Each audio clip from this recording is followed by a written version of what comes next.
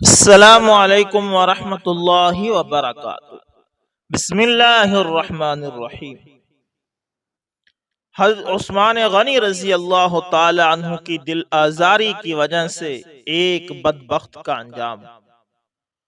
دوستو، جب باغیوں نے حضرت عثمان غنی رضی اللہ تعالی عنہ کا محاصرہ کر لیا تو ایک بدبخت جہجہ بن سعید غفاری نے حضرت عثمان غنی رضی اللہ تعالی عنہ کے ہاتھ مبارک سے حضور اقدس صلی اللہ علیہ وسلم کا عصا مبارک چھین لیا اور گھٹنے کے زور سے توڑ ڈالا، جس کی وجہ سے حضرت عثمان غنی رضی اللہ تعالی عنہ کو بہت تکلیف ہوئی اور مسلمانوں نے واویلا مچایا۔ اسی وقت اس بدبخت کے گھٹنے میں ایک موذی مرض پیدا ہوا، جس کی وجہ سے 1 سال کے اندر اسی موذی مرض میں وہ مردار ہو گیا۔ حضرت عثمان غنی رضی اللہ تعالی عنہ کا بعد شہادت کلام کرنا۔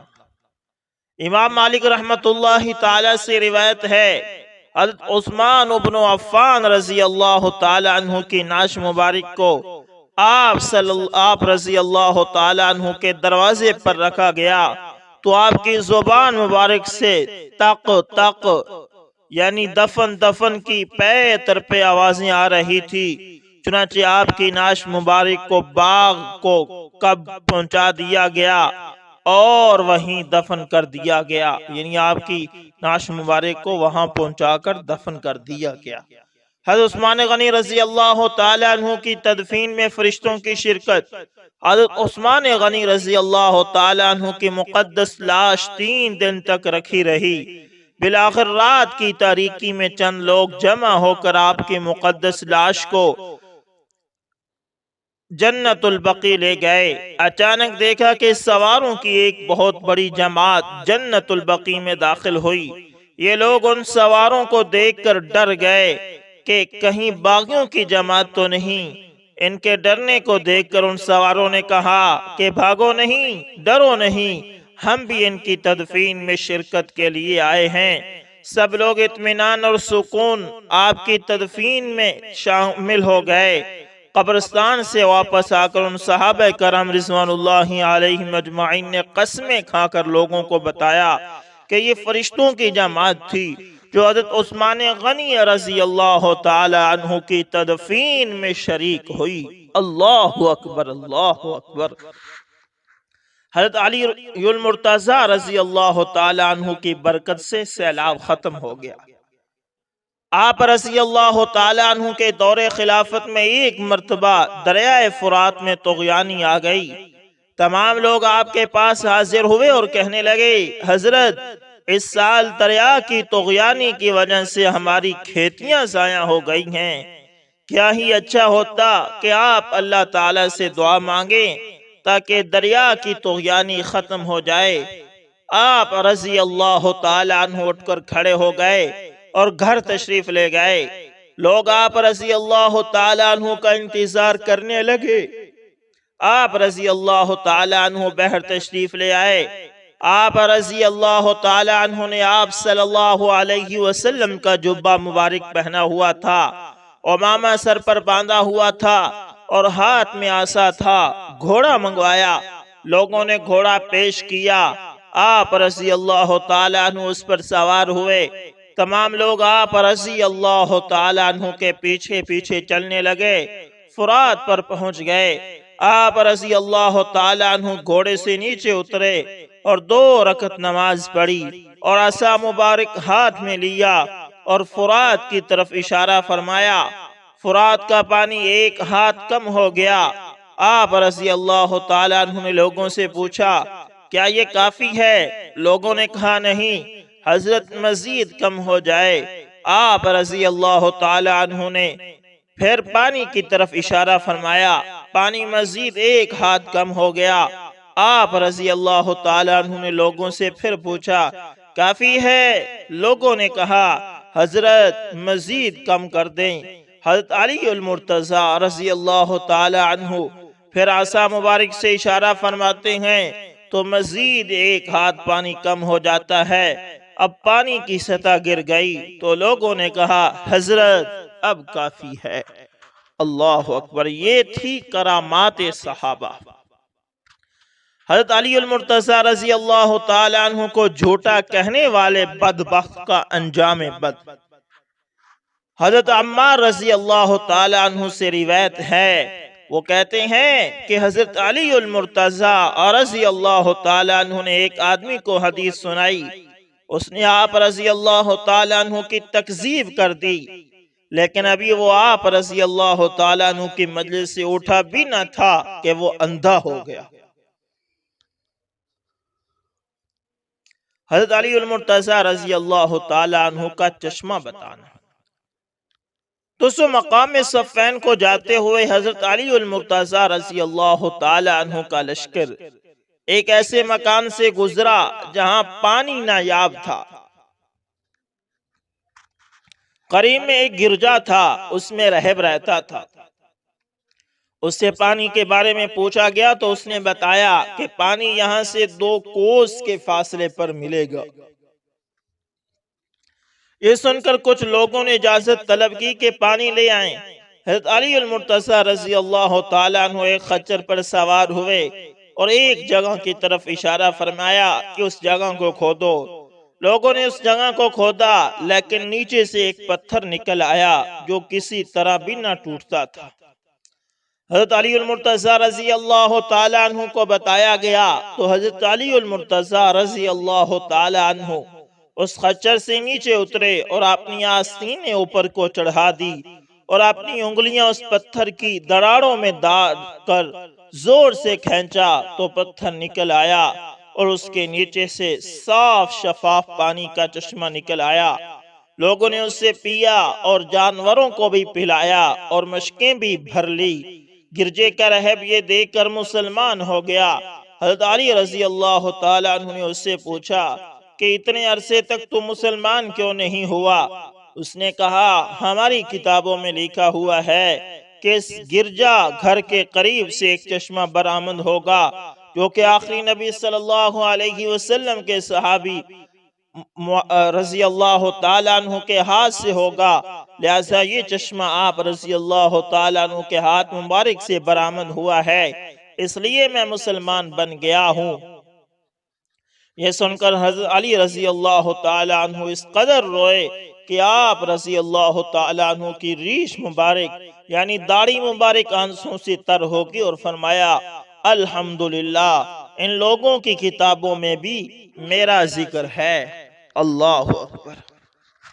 حضرت ابو امامہ باہلی رضی اللہ تعالیٰ عنہ کے خواب میں پانی مل گیا۔ حضرت سیدنا ابو امامہ باہلی رضی اللہ تعالیٰ عنہ فرماتے ہیں کہ مجھے حضور صلی اللہ علیہ وسلم نے ایک گروہ کے ساتھ بھیجا کہ میں ان کو دعوت اسلام دوں۔ انہوں نے میری بات نہ مانی۔ میں نے ان سے پانی مانگا تو انہوں نے کہا کہ ہم تو تم کو پانی نہیں دیں گے اور اس حالت میں رکھیں گے یہاں تک کہ تم اسی حالت میں مر جاؤ۔ حضرت سیدنا ابو امامہ رضی اللہ تعالیٰ عنہ فرماتے ہیں کہ میں اسی پریشانی میں چادر اوڑھ کر دھوپ میں سو گیا۔ خواب میں دیکھا کہ ایک آدمی ایک چشمے کے ایک شیشے کے خوبصورت پیالہ میں شربت لے کر آیا ہے جو کہ لوگوں کے وہم و گمان میں بھی نہیں آ سکتا۔ مجھے دیا، میں نے اس کو پی لیا۔ اس دن سے آج تک مجھے پیاس ہے نہ بھوک لگی ہے۔ اللہ اکبر۔ یہ تھی کرامات صحابہ۔ حضرت اسید بن حضیر رضی اللہ تعالی عنہ اور حضرت عباد بن بشیر رضی اللہ تعالی عنہ کی لاٹھی کا روشن ہونا۔ حضرت انس رضی اللہ تعالی عنہ فرماتے ہیں کہ ایک دن حضرت اسید بن حضیر اور حضرت عباد بن بشیر رضوان اللہ علیہم اجمعین آپ صلی اللہ علیہ وسلم کی خدمت اقدس میں رات دیر تک بیٹھے رہے۔ جب یہ حضرات آقا مدنی محمد مصطفیٰ صلی اللہ علیہ وسلم کے خدمت اقدس سے اٹھے اور اپنے گھر لوٹنے کے لیے باہر نکلے تو رات بہت تاریک تھی۔ اس وقت ان دونوں حضرات کے ہاتھ میں ایک ایک عصا لاٹھی تھی۔ ان دونوں میں سے ایک کی لاٹھی روشن ہو گئی، اس کی روشنی میں وہ چلتے گئے یہاں تک کہ جب دونوں کے راستے جدا جدا ہو گئے تو دوسرے کی لاٹھی بھی روشن ہو گئی۔ پھر وہ دونوں اپنی اپنی لاٹھی کی روشنی میں چل کر اپنے اپنے اہل و عیال تک پہنچ گئے۔ اللہ اکبر، اللہ اکبر۔ حضرت ابو طلحہ رضی اللہ تعالی عنہ کا فرشتوں کو دیکھنا۔ دوستو، حضرت ابو طلحہ رضی اللہ تعالی عنہ کہتے ہیں کہ ہم ایک غزوہ میں نبی اکرم صلی اللہ علیہ وسلم کے ساتھ تھے۔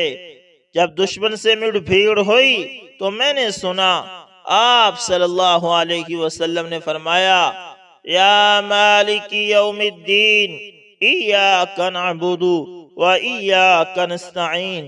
ترجمہ: اے روز جزا کے مالک، ہم تیری ہی عبادت کرتے ہیں اور تجھے ہی سے مدد چاہتے ہیں۔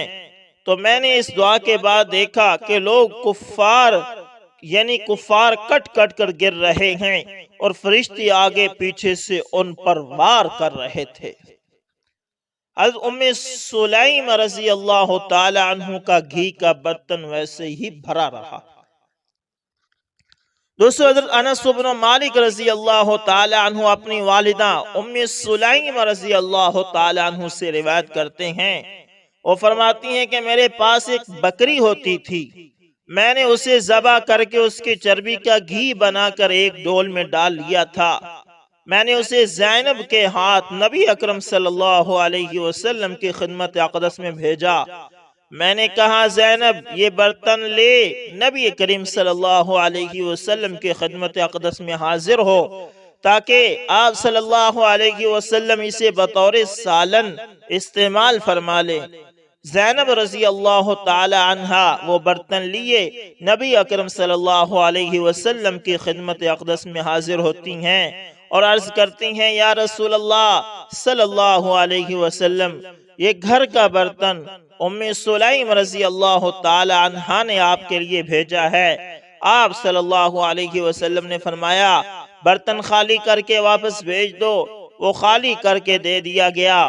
زینب رضی اللہ تعالی عنہ واپس آئیں۔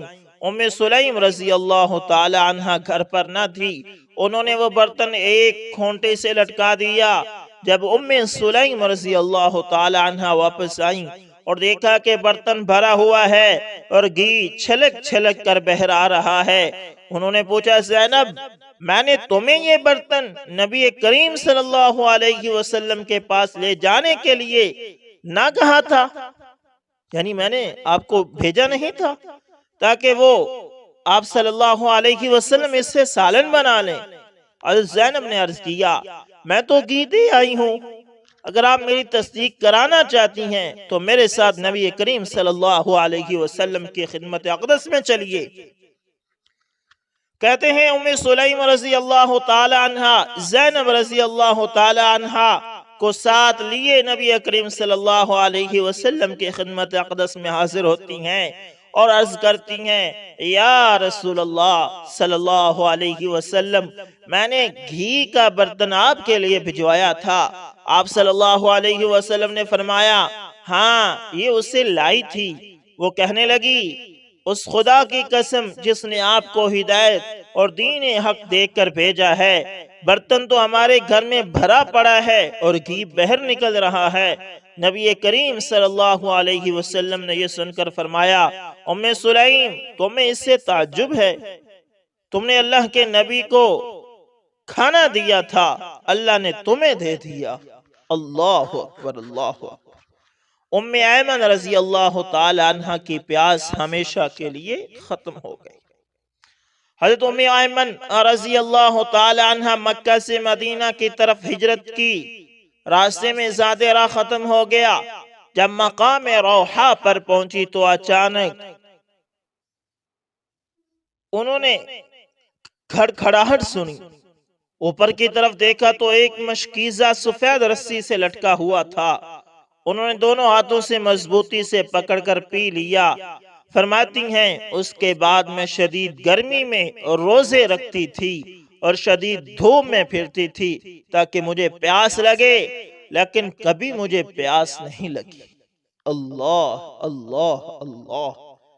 حضرت انس رضی اللہ تعالیٰ عنہ کے باغ کا سال میں 2 دفعہ پھل دینا۔ حضرت ابو خل تابعی اور رحمت اللہ تعالیٰ فرماتے ہیں کہ میں نے ابو العالیہ رحمہ اللہ سے پوچھا، کیا حضرت انس بن مالک رضی اللہ تعالیٰ عنہ نبی کریم صلی اللہ علیہ وسلم کی حدیثیں سنی ہیں؟ حضرت ابو العالیہ رحمہ اللہ نے جواب دیا، حضرت انس رضی اللہ تعالیٰ عنہ کو آپ صلی اللہ علیہ وسلم کی خدمت میں 10 سال رہنے کا شرف حاصل ہوا، نیز ان کو نبی کریم صلی اللہ علیہ وسلم کی دعا لگی ہوئی تھی۔ ان کا جو باغ تھا اس میں سال کے اندر 2 دفعہ پھل آتے تھے، اور اس باغ میں جو پھول تھے ان سے مشکی خوشبو آتی تھی۔ اللہ اکبر اللہ۔ حضرت ابو ذر غفاری رضی اللہ تعالیٰ عنہ کا 15 دن اور رات تک صرف زمزم پی کر گزارا کرنا، یعنی 15 دن اور رات صرف زمزم پر گزارا کرنا۔ حضرت ابو ذر غفاری رضی اللہ تعالیٰ عنہ جب مسلمان ہوئے تو روزانہ مکہ میں جا کر اپنے اسلام لانے کا اعلان فرماتے۔ کفار مکہ طرح طرح کی کئی تکلیفیں دیتے، حضرت ابو ذر غفاری رضی اللہ تعالیٰ عنہ مسلسل 15 دن تک اپنے اسلام لانے کا اعلان کرتے رہے۔ ان 15 دن اور راتوں میں کفار کی تکلیفوں کی وجہ سے سوائے زمزم پینے کے اور کچھ کھایا نہ پیا، صرف زمزم پینے پر ہی گزارا کرتے رہے۔ حضرت بلال رضی اللہ تعالیٰ عنہ کے پاؤں کی آہٹ جنت میں۔ آپ صلی اللہ علیہ وسلم نے ایک دن فجر کی نماز کے بعد حضرت بلال رضی اللہ تعالیٰ عنہ سے پوچھا کہ مجھے اپنا وہ عمل بتاؤ جو تمہارے نزدیک سب سے زیادہ امید افزا ہو، کیونکہ میں نے آج رات جنت میں تمہارے پاؤں کی آہٹ اپنے سامنے سنی۔ حضرت بلال رضی اللہ تعالیٰ عنہ نے عرض کیا کہ میں رات دن میں جب بھی وضو کرتا ہوں تو اپنے پروردگار کے لیے جتنی توفیق ہوتی ہے نماز یعنی تحیت الوضو ضرور پڑھتا ہوں۔ اللہ اکبر۔ حضرت بلال رضی اللہ تعالیٰ عنہ کا جنت میں سب سے پہلے لباس پہننا۔ حضرت بلال رضی اللہ تعالیٰ عنہ کے بارے میں حضور صلی اللہ علیہ وسلم کا ارشاد گرامی ہے کہ جنت میں مؤذنین میں سب سے پہلے جنت کا لباس حضرت بلال رضی اللہ تعالیٰ عنہ کو پہنایا جائے گا۔ حضرت تمیم داری رضی اللہ تعالیٰ عنہ کا آگ کو چادر دکھا کر بجھانا۔ حضرت عمر بن خطاب رضی اللہ تعالیٰ عنہ کے دور میں ایک پہاڑ کے غار سے اچانک بہت بڑی آگ نمودار ہوئی۔ حضرت عمر رضی اللہ تعالیٰ عنہ کو پتا چلا، حضرت تمیم داری رضی اللہ تعالیٰ عنہ کو اپنی چادر دے کر بھیج دیا۔ حضرت تمیم داری رضی اللہ تعالیٰ عنہ چادر لے کر آگ کے قریب آئے تو آگ پیچھے پیچھے جاتی رہی، یہاں تک کہ آپ رضی اللہ تعالیٰ عنہ آگ کے پیچھے غار میں پہنچ گئے اور آگ بجھ گئی۔ آپ رضی اللہ تعالیٰ عنہ واپس آئے، حضرت عمر رضی اللہ تعالیٰ عنہ کو واقعہ سنایا۔ حضرت عمر رضی اللہ تعالیٰ عنہ نے فرمایا کہ اے تمیم، ہم نے تم کو اسی دن کے لیے چھپا رکھا تھا۔ اللہ اکبر، اللہ اکبر۔ دوستو، یہ تھے چند صحابہ کرام رضی اللہ تعالی عنہم کے کرامات کے کچھ واقعات جو آپ کے ساتھ شیئر کیے گئے ہیں۔ امید کرتا ہوں ویڈیو اچھی لگی ہوگی، پسند آئے تو لائک شیئر کمنٹ لازمی کریں، اور اگر آپ ہمارے چینل پر نئے ہیں تو اس کو بھی سبسکرائب کریں، اور اللہ تعالیٰ سے دعا کرتے ہیں کہ اللہ تعالیٰ ہمیں صحابہ کرام رضوان اللہ علیہم اجمعین کے نقش قدم پر چلنے